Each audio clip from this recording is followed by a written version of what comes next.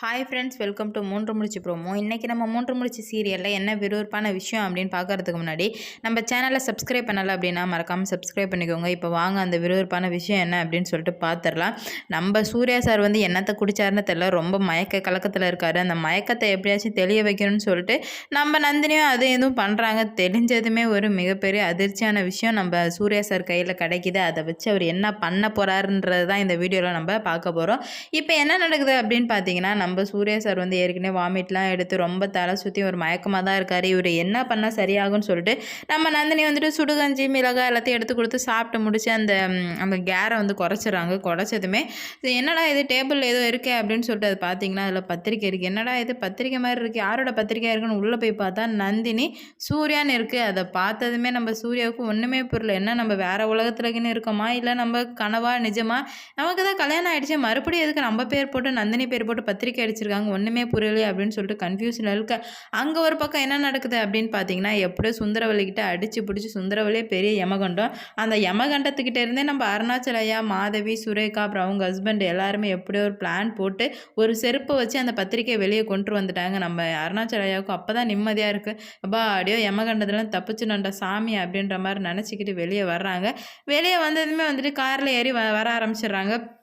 வந்தாங்க அப்படின்னா அப்போ தான் நம்ம மாதவிக்கு ஒரு யோசனையே வருது.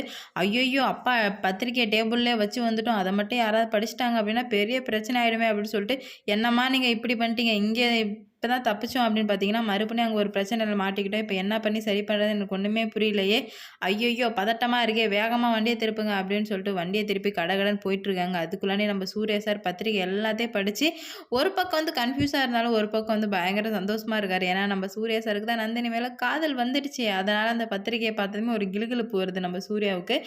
என்ன ஆகுது அப்படின்னு பார்த்தீங்கன்னா, போயிட்டு இதை ஃபஸ்ட் நந்தினிகிட்ட காமிப்போம், இது என்னதுன்னு நமக்கு தான் ஒன்றும் புரியல, நந்தினிகிட்ட காமிச்சாச்சு, நந்தினிக்காச்சும் புரியுமா அப்படின்னு சொல்லிட்டு போகிறாரு. போயிட்டு நம்ம நந்தினி என்ன பண்ணுறாங்கன்னா, விளக்கு வச்சுட்டு இருக்காங்க, கையெல்லாம் எண்ணெயாக இருக்குது. நந்தினி இதை பாரு, இதை பாரு, பார்த்ததுமே ரொம்ப சந்தோஷமாயிடும் அப்படி இப்படின்னு சொல்லிட்டு நம்ம சூர்யா சார் கத்திக்கிட்டே போகிறாரு. என்ன சார் கத்திக்கிட்டே வரீங்க, இப்போ உங்களுக்கு என்ன சார் பிரச்சனை அப்படின்னு கேட்கும்போது, இதை பாரேன் அப்படின்னு சொல்லிட்டு சூர்யா சார் சொல்ல, அங்கேருந்து அடித்து பிடிச்சி அருணாச்சலையை வேகமாக வண்டி ஓட்டிட்டு இப்போ தான் வீட்டுக்குள்ளே வராரு. நம்ம அப்போ தான் நந்தினி, நீங்களே படிங்க சார், என் கையெல்லாம் எண்ணெயாக இருக்கா அப்படின்னு சொல்லிட்டு நம்ம சூர்யா சாரை படிக்க சொல்கிறாங்க. நம்ம சூர்யா சாரும் ஃபுல்லாக படித்து காமிக்கிறாங்க. நம்ம நந்தினி கையில் வச்சுருக்க எண்ணெய் பாட்டில் அப்படியே தொப்புன்னு போட்டு அவங்களுக்கு அதிர்ச்சி ஆகிடுச்சு.